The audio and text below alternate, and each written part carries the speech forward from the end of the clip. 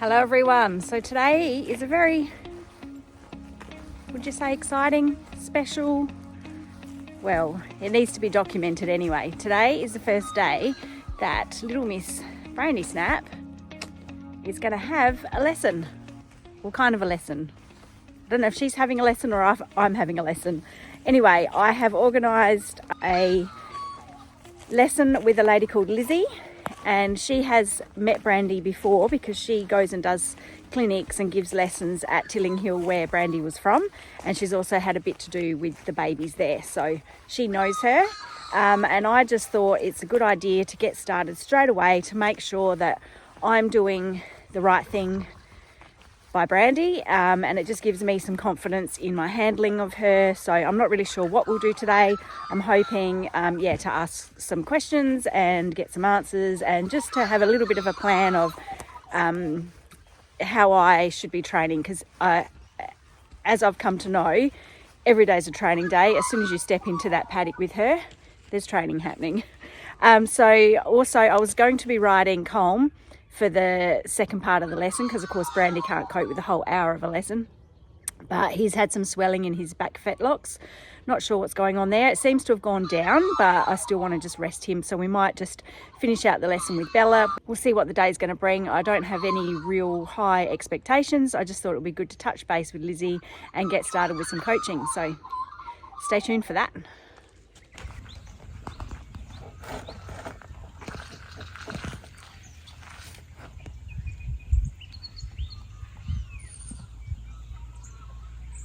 So yeah, just moving the shoulders away. Yeah. Doing like a half circle. And then swapping. Yeah. Yeah. Oh, I know. So much to look at. Good girl. What a good girl. Yeah. Great. Yeah, so she's pretty. Good girl. And I know I tend to have a habit of stepping back, and I really have to hold my footing and step forward. And I do it. Good girl. Good girl. And then I think it was just look at her hind. Bring her in. Good girl. Good girl. So that's really, I mean, that's basically the start of your run, doing the groundwork and everything like that. So the only thing I would probably build on from there for the moment for her, as well as a little bit of extra backing. And the other thing is, you want to think about, obviously she's got, how old is she? 14 months. 14 months. So you've got a while, obviously, but everything that you do now can set her up really well for riding. So I like to think in my groundwork about like what cues I'm giving her and what that means and how that's going to relate down the track when I ride. Yeah. So when you are picking up the rope to turn her, she turns her body quite straight. She doesn't have a lot of bend or flexion. So that's something that we could add in a little bit, that flexion response to the halter, so that when you pick up for the change of range, she does it in more of a nice bendy way, which is what you're going to want when you're riding. So we can have a look at that. And the way that have you had young horses before? Oh, a really, really long time ago. Because I think she was like, oh, there's too many people. Hello. Don't run into anything. So what I'm going to do is to make friends with her first. Hi. You like crackers? Yes, she does. Excellent. Easily bribed then. So I'm just going to start standing next to her, and I'm just going to pick up, when she's standing still, a little bit of feel on the halter and just see what her response is, and just see if I can get her to look around towards me. Very good girl. Good girl. And if it happens by accident, it doesn't matter. The other thing that I'll do a lot with youngsters is when I'm doing this sort of work is I'll stand in here with my hand on the hood and see how she just kind of backs up away from that a little bit.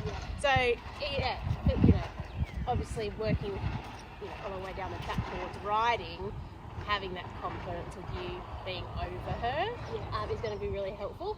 And the great thing about ponies is they're really small, so you can be sort of really, they can be really confident with you being over them without ever having to get on them. Hi.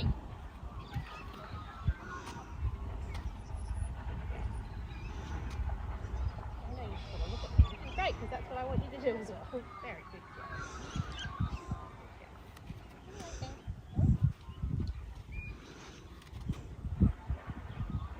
Very good. Good job. I don't want to overdo flexing them too much because ultimately when we ride, we're going to want her to move when we pick up the rein and not stand still. But I want to make sure that when she's changing directions or bending, that it comes from her nose first and then it works down through her body.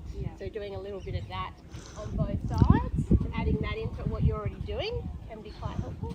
Anyway, I know it's scary with me on your side, isn't it? Right.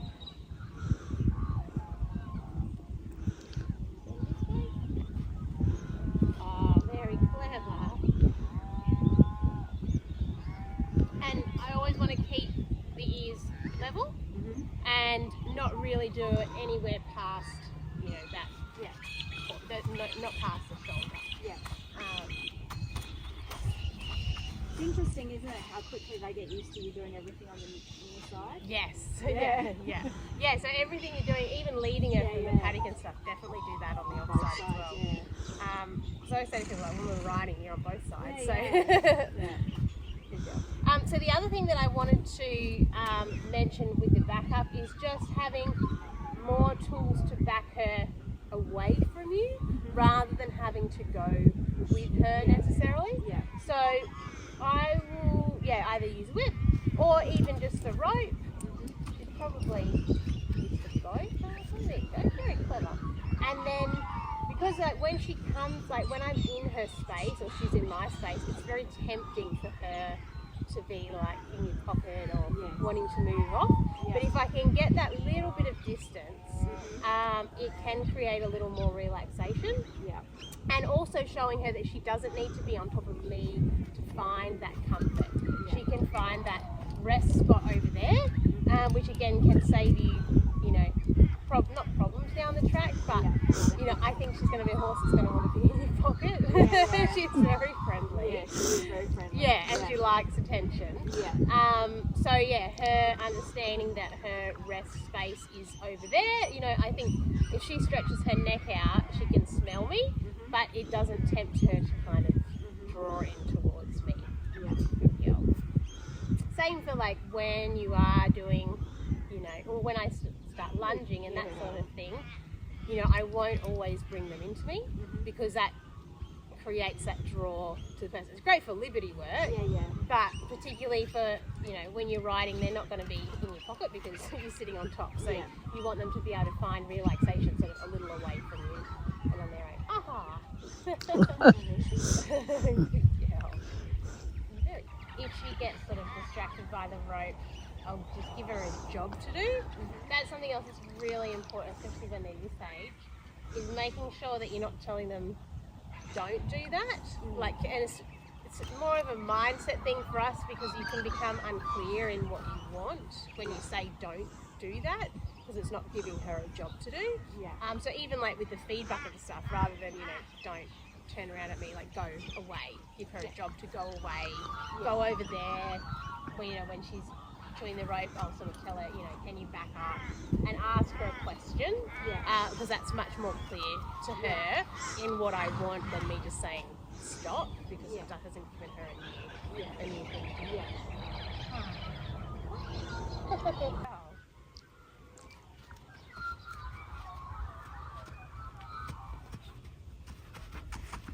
So the other thing to watch out for as well, which she just did there, is you could see she was anticipating that I was going to do that pattern. And she just kind of walked straight into it. Whereas in my mind, I'm just thinking I'm just going to walk backwards and just ask her to walk past me and then stop. So while the patterns are great, all patterns are good to help her learn. You want to make sure that she doesn't just anticipate it. Just because she thinks it.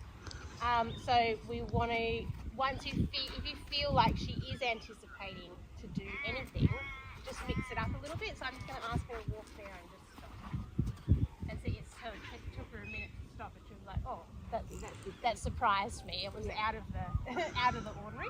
So yeah, once she knows something like a pattern, you can definitely go back to it, but also start to mix it up a little bit, so that she's not just going through the motions. Because when they do go through the motions, that's when things start to surprise them, or they're not really focused on you or what you're asking or what's going on in the world, and then they go, "Oh my god," out of your space.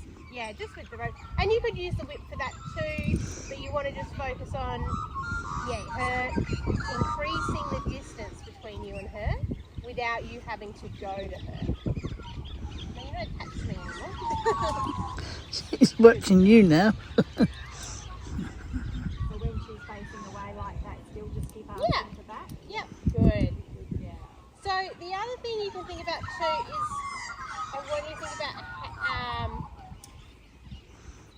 how you're going to utilise pressure. Yep. So if you say, if she's having a hard, we want to think about firstly the feel that you will present to her that you would like her to respond to. So really, you're like a really nice soft wiggle, like you're doing. That's what we'd like her to respond to. And then if she does, then you can increase it. Yeah. I will generally say, if we call that a 2, would go from say a 2 to a 5 or a 2 to a 6, rather than gradually increasing. Good girl.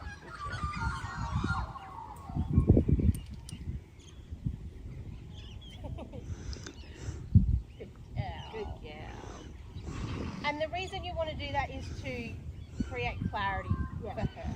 Because if you're doing something and she's a bit like, not really sure what I'm supposed to be doing, that is going to create anxiety. Any pressure that you put on that doesn't mean something to her will create some level of anxiety because she's unsure. And it's just pressure that she doesn't know how to respond to. So putting more pressure on is a good thing if it is going to clear up something for her.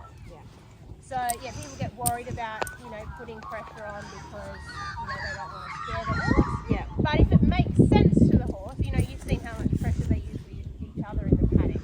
So if it makes sense to her, it won't cause her anxiety. So you want to think that yes, we want to use a nice soft touch, even with your whip too. You can get louder with that. You don't have to touch it with it, raise it or make a noise with it. And when you feel like she's a little unsure, get bigger to clear up what you mean, and then ask again with things. Good girl. So when she goes to walk on, just do that. So then she stands again. Yep. And then because she is having that was good girl. I went for a walk off. Because she's having a hard time, then I might take her for the walk or something. Because of course we've got cold rain with baby, so we don't want to expect her to stand still for too long. And when I am walking her, try and walk her with a longer rope. It depends. I would generally have it probably depends on where I am. But definitely a loose rope. That doesn't mean that you have to hold it long. Anywhere you like. But I personally like to lead with their head at my shoulder. So for her, because she's a little bit nippy, I'd kind of like her there, not like right at my shoulder, but her eye line at my shoulder. Some people like to lead so they're out the back. I don't love that with babies because you can't see what they're doing and they creep up behind you or jump on you or whatever. So I like it to be here. Anytime she's in front of me, or walks past me, I will stop her and ask her to come back. And then same thing, if she drags behind, I'll ask her to hurry up and catch up to me. And then I'm going to stop. So I want to have my lead short enough that I can make corrections when I need to, but long enough so that if she just turns her head, she's not going to get a bump on it either. So it's just having that nice place of no pressure that she can find achievable for her.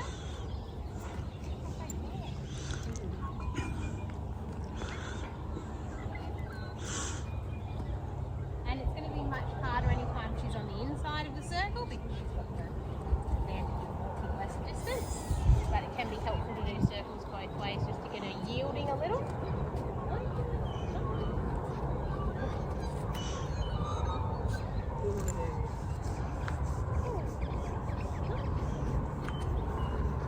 I also want to focus on, seeing if she can walk off when I walk off. Yep. So that's sort of your start of your lickety work, which is helpful for, her being connected and watching what you're doing and staying focused. So I'll walk off, and then as my lead will slowly tighten as I get further away.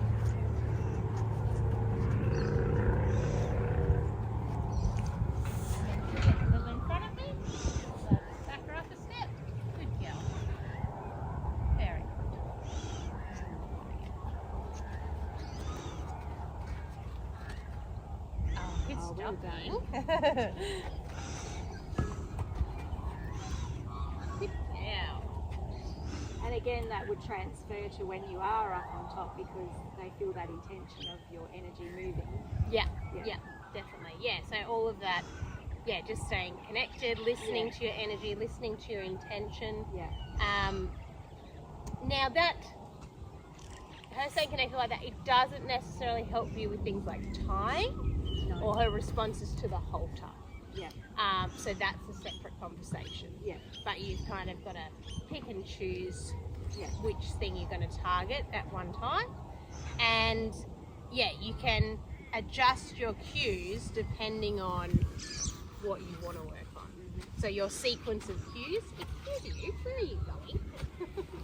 Your sequence of cues can change depending on what you want to target.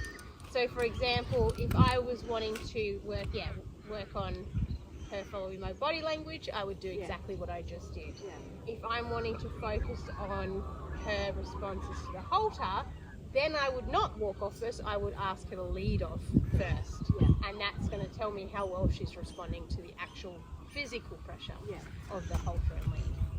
Good girl. Good job. One more. Very good. So good. Excellent. Good. Yeah.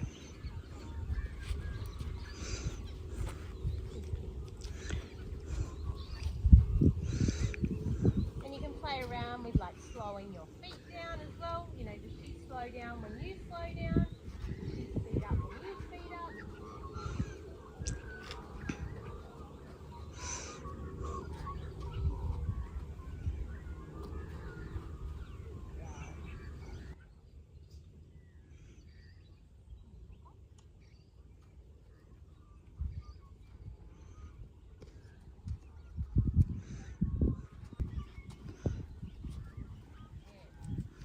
So walking on the outside is the start of your shoulder yield, really. Yeah.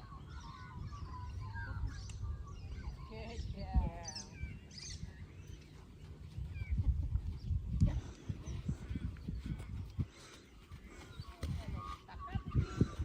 The other thing you can do too, if you find that she's consistently walking past you, use your whip and just pop it out in front of her nose. Yeah. And that just gives her a little bit more of a visual to think about as she's walking. She does. Good job. Good girl.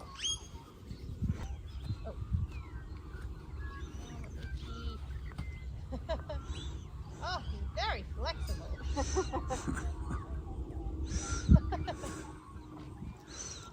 Wow. Now there, she kind of did that on her. I was going to ask her forward. Yeah. It depends. Like it'd be a little bit of trial and error, and it probably depends a little bit on her personality. Yeah. So she got distracted. She was like, "Oh, what's that shiny rock there?" And then the thoughts carried on from there. Yeah.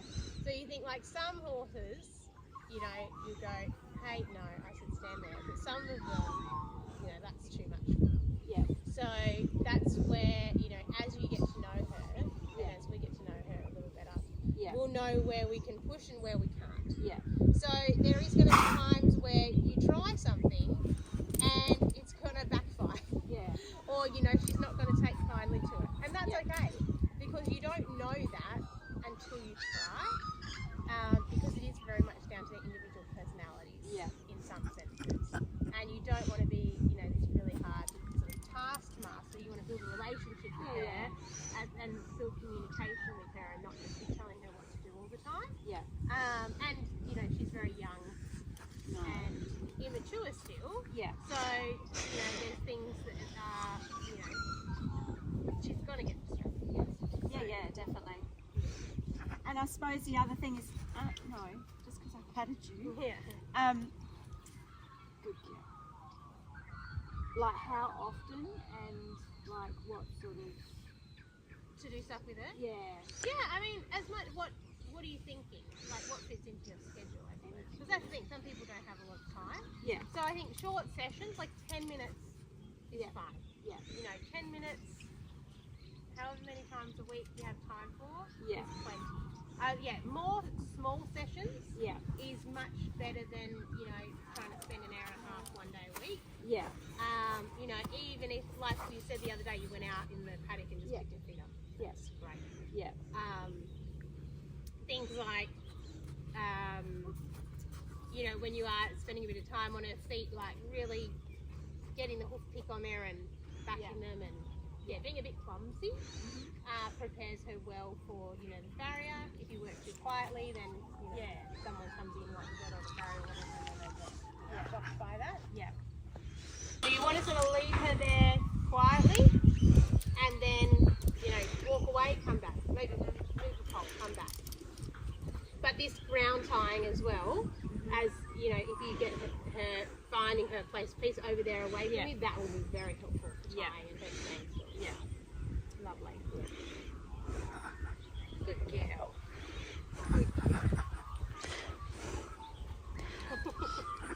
And then make sure when you rattle the rope that something happens, even if that means you have to get bigger, and, you know, keep going, keep going, keep going, keep going, keep going, keep going, keep going, keep going, louder, louder, louder, louder, louder.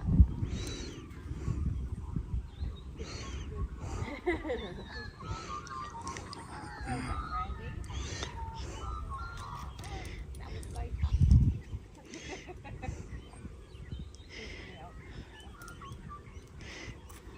And sometimes with the backing is you'll have to keep going until she takes, because even when a bit bigger of a step or a few more steps, because when she backed up there, you could see she was still she wasn't really thinking about it, she's still kind of thinking about you. So you want to get her to the point where she starts thinking about what's behind her as opposed to what's in front of her.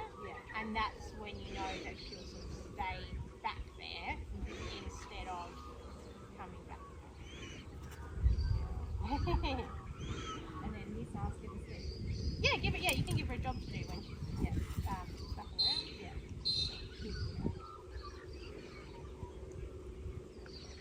Very good. Cool. Her away? Yeah.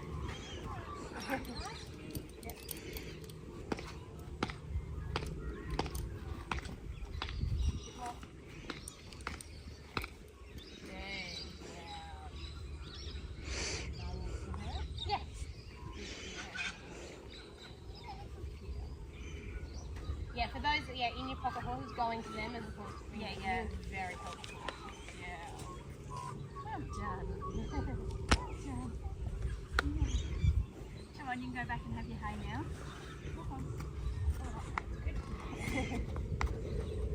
So if you had your lunge whip, would you be doing exactly what you're doing now? Yeah. Yep. Okay. So the only thing I would suggest so far is you're doing a lot of work. Yes. So what I would say is when you've got your lunge whip, stand in the middle if you can, and work on being able to project your round yard's quite big. Yeah. Obviously, the smaller the round yard, the easier it is to get them moving. Yeah. But that doesn't mean that you can't. Yeah. It just means it's a little harder to start off. Yeah. And particularly if you want to develop this into some more liberty work. Yeah. Not because if you're walking to, if the fence wasn't here at this point, she would be gone. Yeah. So when you stand in the middle, it starts to create a bit of draw. Hello.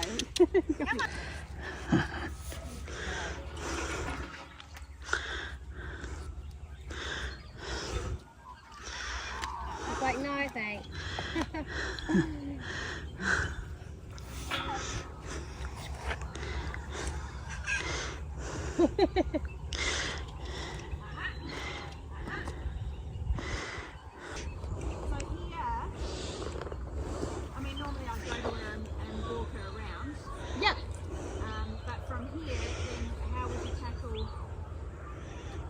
Yeah, so I would put pressure on where you are. Yeah.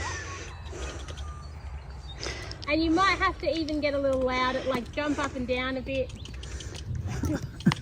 Good, now stop. Good girl. Yeah. Good girl. And then I would bring her in. So walk backwards. Because you want to, especially if something's been hard for her, you don't want to leave her out there for too long. Yeah. You want to go, okay, that was hard for you. Don't come over here. Off you go. You want to, ensure that if it was hard and she made a try to go that way that she didn't want to go, and then bring her in. Yeah. All right. Cool.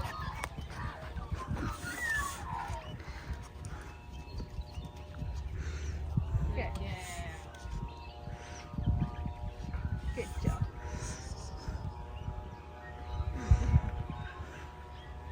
So then go her good way? Yeah, so go the good way, and I'll just have a quick look at the trot that way.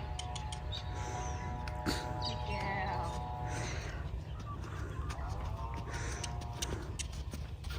Up. Good girl.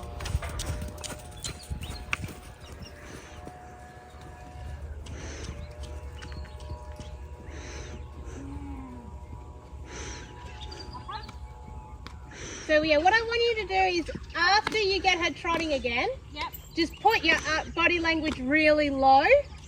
I think you're going to need a longer whip. Yeah, I don't normally use this one. Oh, have I got the wrong one? Stand in the middle, basically.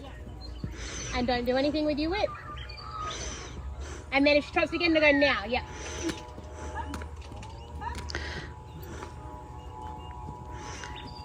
Good.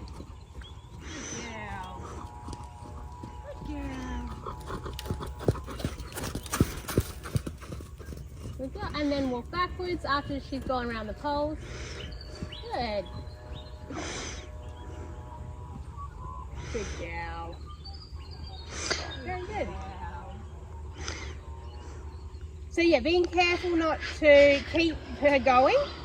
And just really keeping your, when you ask her up into trot, that's your ask, and then you're done. Yeah. And then you just let her go. I know, because I nag. Yeah, it's easy. It's very easy. We all nag. It's very easy to nag. Yeah. And then the other thing that you can play with, start with that, and then the next thing is actually standing in place in the middle. Yeah. So you actually just stand still and don't move at all, and get her trotting around you while you do nothing, and you just stand in the one spot. You don't even turn around. Yeah. And that's quite interesting, because a lot of the time, as soon as they get past you, they're like, oh, just walk. So keeping her committed to going forward without you having to keep turning. Yeah. Yeah. All right. There's definitely heaps of stuff that you can do at Liberty that would be really fun. Yeah.